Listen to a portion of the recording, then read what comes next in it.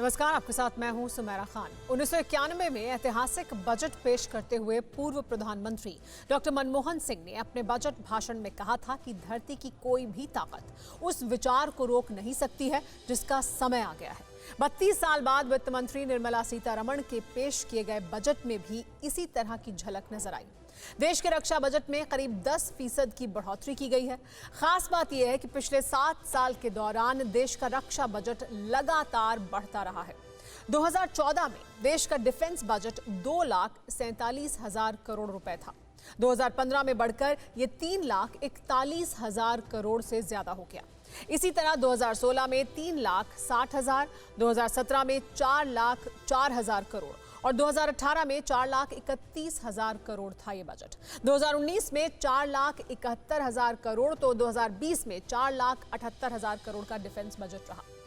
इस साल रक्षा बजट करीब 5,25,000 करोड़ के बजट के साथ सामने आई। खास बात यह है कि इस बार रक्षा बजट में आर्मी से ज्यादा नेवी पर फोकस किया गया है।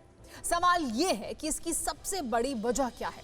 जवाब है चीन और पाकिस्तान की समुद्री साजिशें।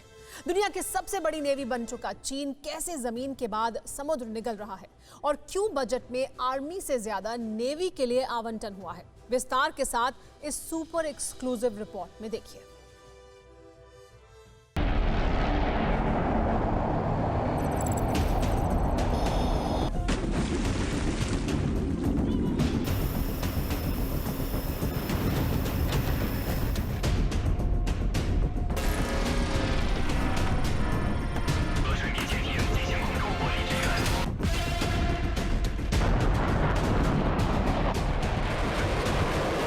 मानते हैं ताकत है,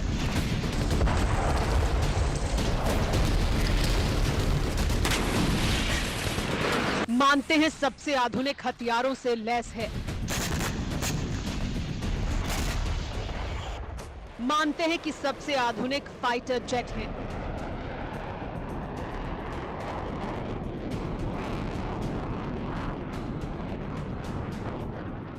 मानते हैं कि सख्त ट्रेनिंग होती है,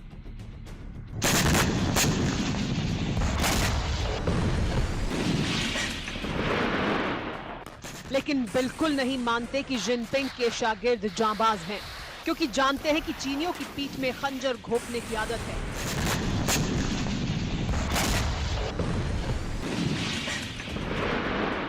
इसीलिए ये सब चीन का ऐसा तमाशा है जिसे वो वक्त बेवक्त दिखाता है।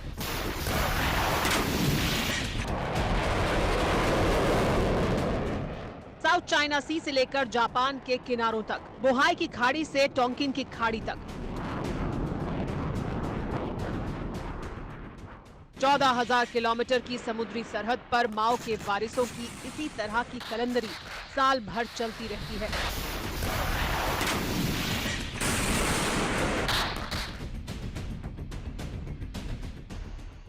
लेकिन अब ड्रैगन की नस्लों की साजिशें जापान के किनारों से लेकर ताइवान के तटों की चौहद्दी पार कर चुकी हैं।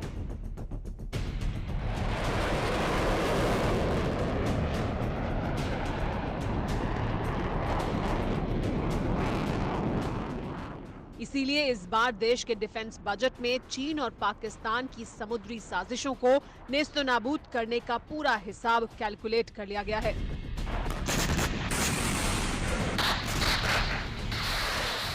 साल 2022 के लिए कुल रक्षा बजट को बढ़ाकर 5.25 लाख करोड़ कर दिया गया है। पिछले साल के मुकाबले बजट में 10% से ज्यादा बढ़ोतरी की गई है।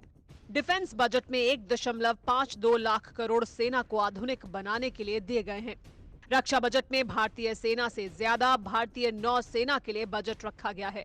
सेना के लिए जहां 32,015 करोड़ रुपए दिए गए हैं, वहीं भारतीय नौसेना के लिए 47,590 करोड़ आवंटित किए गए हैं।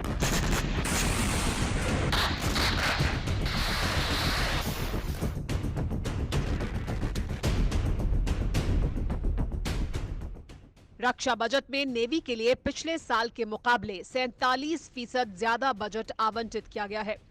सवाल यह है कि इंडियन नेवी के लिए बजट में सबसे ज्यादा बढ़ोतरी की वजह क्या है? जवाब है चीन और पाकिस्तान की समुद्री साजिशें।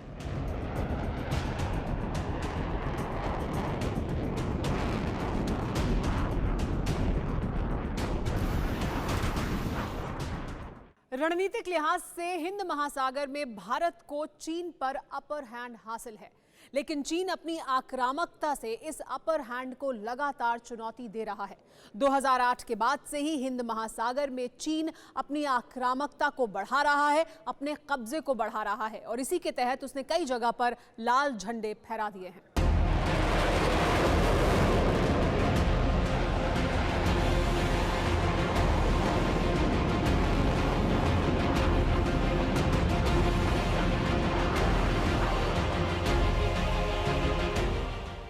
चीन के जंगी जहाजों की ऐसी तस्वीरें अक्सर आप देखते रहे हैं। दक्षिण चीन सागर में शायद ही कोई दिन बीतता है जब चीन की साजिशों का धुआं समंदर की नमी को जहरीला न बनाता हो।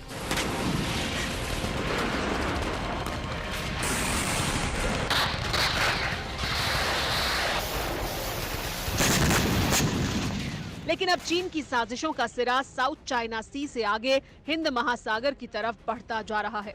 पिछले कुछ साल में चीन ने हमारे चारों तरफ साजिशों का कैसा घेरा बना लिया है, इसे ऐसे समझा जा सकता है।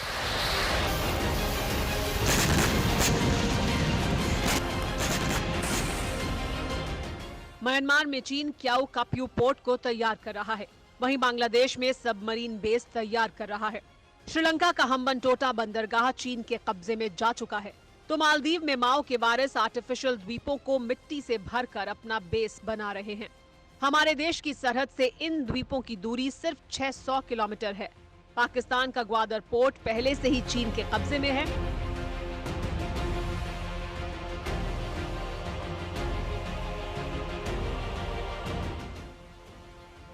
यानी चीन ने हमारे करीब हर पड़ोसी मुल्क में अपना ठिकाना बना लिया है।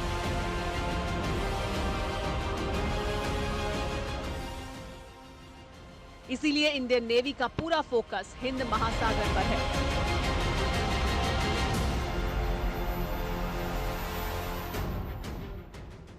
इस साल के डिफेंस बजट में नेवी के लिए सबसे ज्यादा आवंटन की वजह भी यही है।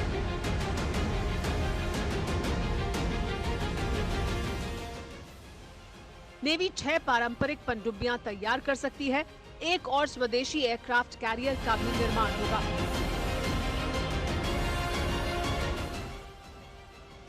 इसके साथ ही नेवी के लिए अत्याधुनिक हथियार और फाइटर जेट खरीदे जा सकते हैं, जिनका इस्तेमाल हिंद महासागर की निगहबानी में हो सकता है, क्योंकि चीन लगातार हिंद महासागर में घुसपैठ करता रहता है।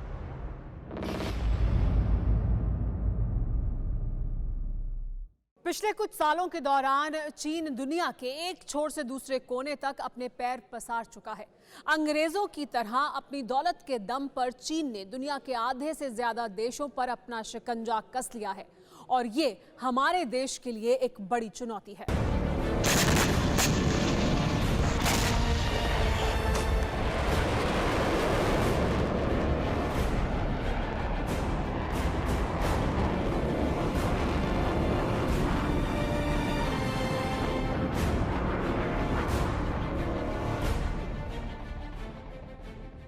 ये हालात तब हैं जब चीन का पूरा पूर्वी हिस्सा समंदर से लगा हुआ है।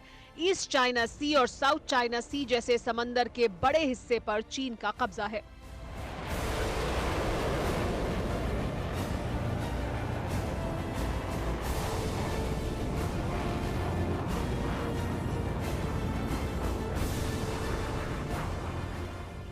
ऐसे में हिंद महासागर में चीन क्यों पैर पसार रहा है, इसे जानना भी जरूरी है।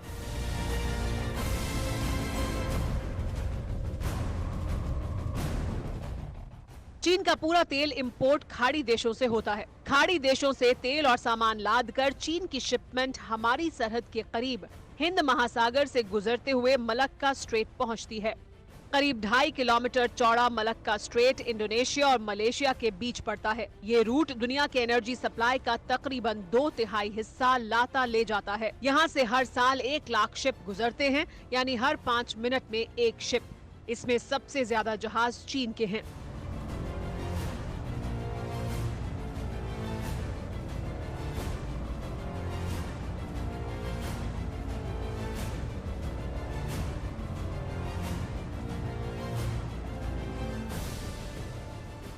यानी मलक्का स्ट्रेट पर चीन के लिए फाटक लगा दिया जाए तो चीन की पूरी तेल सप्लाई बंद हो जाएगी।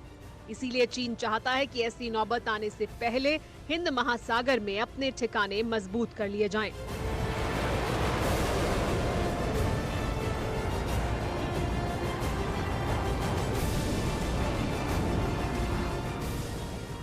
चीन अफ्रीका के छोटे और बेहद गरीब मुल्क जिबूती में ऐसा कर भी चुका है। ये तस्वीरें जिबूती में चीन के नेवल बेस की हैं। चीन की साजिशों का ये अड्डा करीब 25,000 स्क्वायर मीटर में फैला है, जो किले की तरह है। इसमें करीब 10,000 चीनी सैनिक रह सकते हैं। चीन ने यहाँ पर वॉच टावर बनाए हैं, जिसके जरिए चीन इलाके में खुफिया निगरानी करता है। अब सवाल यह है कि इससे हमारे देश को क्या खतरा है।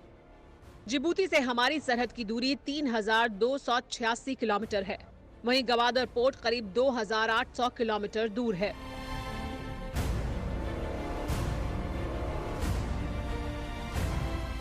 गवादर पोर्ट पर चीन का कब्जा है, जहां चीन ने अपने नेवल बेस तक बना दिए हैं।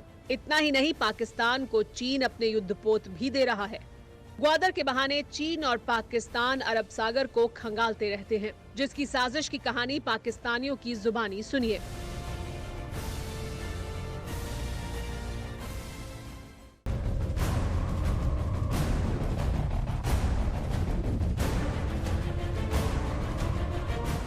कंगाल और पाई पाई को तरसता जिन्ना का मुल्क अपने माए बाप चीन के सहारे समुद्र को खंगाल रहा है।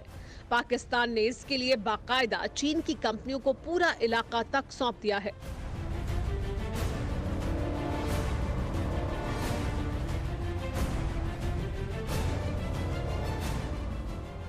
इसीलिए हमारी नेवी चीन और पाकिस्तान की साजिशों से निपटने के लिए तैयार है।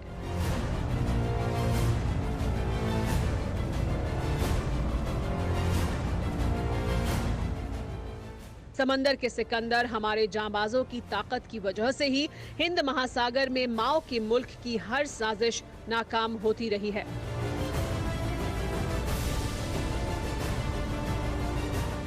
और होती रहेगी। रक्षा बजट में नेवी के लिए सबसे ज्यादा आवंटन की सबसे बड़ी वजह भी समंदर में चीन और पाकिस्तान की घुसपैठ और चालबाजियां ही हैं।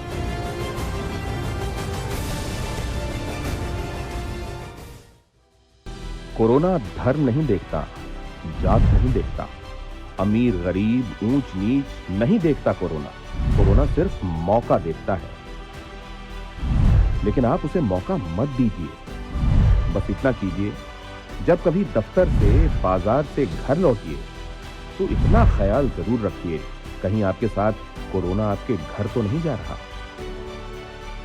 भूलिए मत, कोरोना अभी जिंदा है।